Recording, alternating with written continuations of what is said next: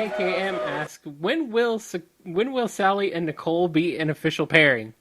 I am in full 100% support of this, by the way. I am too. It would be fun, Yes. and I have nothing against it personally. Mm-hmm. I would dare say that if you go through the book since the reboot, you could probably make a case for it. Yes. Here's the problem. It's politics. Right. And I don't even mean the whole gay and lesbian rights thing, Right. which shouldn't be a debate. Mm-hmm. We're not in a Yeah. We're not going to get into it. One of the rules we had when we started the Bumblecast, no debate about religion or politics. We're not even going to go there. But Yes. I've made my stance pretty clear. If you're two consenting adults, it doesn't matter. Right. Anyway, the problem is Sally is kind of stigmatized within the fandom as Sonic's girlfriend. And the catch-22 is we are not allowed to have Sonic settle down in any serious relationship with anybody. Yes. So Sonic will never be able to commit to Sally. But no one, well, I shouldn't say no one, there's a large portion of the comic fan base and the old cartoon fan base that would not accept anything outside of Sally and Sonic. So if I didn't think that it would seriously derail things, I would push for it harder. But I honestly think that if we were to try to go that route, the fan backlash would be detrimental to the book. And I think a lot of the shipping and relationship nonsense that swirls around the book kind of drags it down anyway. There's nothing more frustrating than really putting a lot of effort into a story and then seeing nothing but discussion over one line of dialogue or one scene around one. There's just too much relationship drama. So I'm kind of done with it in general. So this isn't to say I don't support a Sally-Nicole pairing. I'm just kind of done with pairings at all. Yeah. Sally, or Eggman, or Q-Bot. No, it doesn't matter. I'm just... Thank you everyone for tuning in to Play for Cinema's Gone with the Fur Theater. And that footage you just listened to was from the very first episode of Ian Flynn's podcast. And if you don't know who Ian Flynn is, he is a writer for the Sonic the Hedgehog Archie comics series. So before we get into the discussion of the video, I actually want to put something out there really quick. Now, this might surprise some of you, but when it comes to relationships, I'm a traditional person. Which means I only believe that relationships should be between a man and a woman, especially when it comes to marriage. Now, I'm a guy. I can be a little hypocritical. I don't mind the casual girl-on-girl action. Now, despite my beliefs and whatnot, I'm not one of those types of people who gives a fuck enough about what people do in their personal lives to burn their house down. The whole reason I'm bringing this up right now is because there is a possible particular lesbian cartoon couple that I don't approve of. That being Sally Acorn and Nicole the Lynx. So Ian Flynn has gone on record to say that he is interested in possibly seeing Sally and Nicole in a lesbian relationship. Well, I don't know about you guys in particular, but from my perspective, despite all the gay, homosexual fan pairings that we have in this franchise, I can't picture none of them in a same-sex relationship. And that has nothing to do with any type of beliefs. It's simply because none of them really give me that type of vibe. Well, maybe except you, Tails. You probably want to slip a chili dog or two down your throat. I've been meaning to discuss Sally and Nicole for the longest time, but for the longest time I put it on the shelf. That wasn't until recently when I saw Brian had actually spoke about it over on his channel. And I decided, you know what?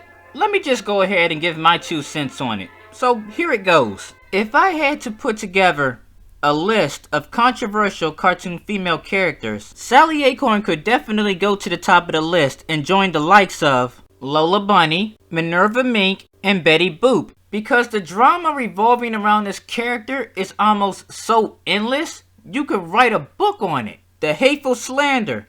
The fact that she's not video game official because she is not a creation of Sega of Japan. Hell, she's so interesting that writers have attempted to kill her off. I guess because apparently being Sonic's girlfriend got in the way of whatever goals they wanted to achieve. And so, here comes Ian Flynn, skipping along, poking at the waters of Sally having an official lesbian relationship with her computer. Yes, you can make the case that if there was any other character that knew Sally better than, say, Sonic, it's Nicole. And truth be told, I would be lying if I said I wasn't the least bit curious as to how this would play out. But other than that, Ian Flynn is right. There would be some backlash.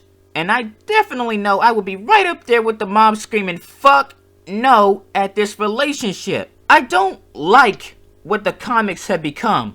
I feel more like it's a dictatorship more than anything these days. The way I feel about it is, these days as a fan, I have to sit there and take whatever shit Sega throws out. And if I disagree with something, I'm the asshole. Stop me if I'm the only one that feels like this. When I listen to that portion of Ian Flynn's podcast, it's almost if he's calling anyone who looks out for the romantic portions of the comic a disease. A disease that keeps the comics from moving forward. I know that's not really what he's saying, but it definitely can be interpreted that way. Let me tell you the top 2 reasons why I have a problem with Sally and Nicole being lesbians. If I was to remotely accept this concept, then I am so serious when I say that this needs to stop first. Sonic always wins? What is that shit? In my personal opinion, the comics were never perfect, but they weren't bad either. Don't get me wrong, certain mandates were justified, such as Pender's characters or locations or events cannot be mentioned or named, because Ken Penders is a lawsuit slap-happy asshole who will sue the comics any chance he gets. But truth be told, my anger is not so much at the mandates as it is at Sega itself, or more specifically speaking, Sega of Japan. For the better part of 2 decades now, Sega of Japan has made it pretty clear that the American continuity is like toilet paper to them and they wipe their ass with it. And I could take a good hunch that due to their history of being control freaks, that nobody but them are the ones who came up with these mandates. Alright, let me bring this back real quick before I digress too much. The point blank being is, going back to earlier when I said that these comics feel like a dictatorship, I'm not feeling very open to change when I feel like everything is being force-fed to me. Sega says you're not allowed to see this. Ian Flynn says he doesn't want to do that. But I'm the fucking customer though. Who's buying this shit here? Anyway, moving right along, reason number 2, and the next one should be pretty obvious, it's Sally.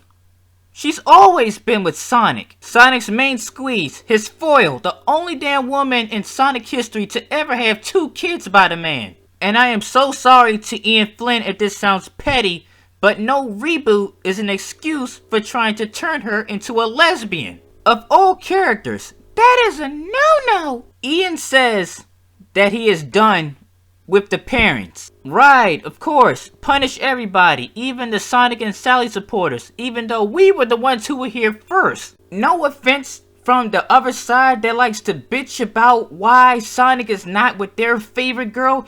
It don't really matter. Who gives a damn? Because at the end of the day, it doesn't matter if it was a soft reboot or a hardcore reboot. Because there is no erasing that once upon a time, these comics were loosely based on a TV show where there was no Amy Rose. Son Alley was the main pairing of that show. The first ever Sonic couple. And when these comics started to take off, we were the first couple pairing because they revolved around us. Not to sound like a narcissist, I just like to tell the truth. When all this stuff started to take off, couples like Son and Amy weren't even an afterthought. So if you are a supporter of Sonic being with Sally Acorn and you are irritated with Ian Flynn, you have the right to. You came first. These comics were for you. Anyway, I'm done, guys. I just want to say one last thing. Rest in peace, Ben Hurst. He was a writer for the Sonic Saturn Sonic the Hedgehog TV series. He passed away in 2010. This year will mark 6 years since he's been gone. Unfortunately, while he was alive, he never got to realize one of his biggest goals, and that was to get the Sonic the Hedgehog series a season 3. He helped lay out quite the foundation for characters like Sally Acorn, Bunny Rabbit, Antoine, etc.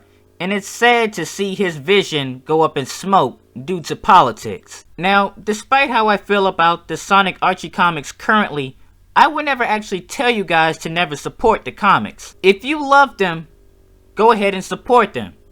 If you don't love them, that's fine too. I would just like to state the obvious, that nothing lasts forever. And the same can be said for these comics. Whenever that day comes, that is most definitely going to be the end of the line for the Night-Hole Freedom Fighters. And we'll be waiting for another 20 years or so, and there still won't be no video games or no TV shows, unless something mentally changes in the direction of Sega. Anyway, remember to give the video a like and subscribe for future videos. My name is Jawbreaker, and I thank you for watching Play First Cinema.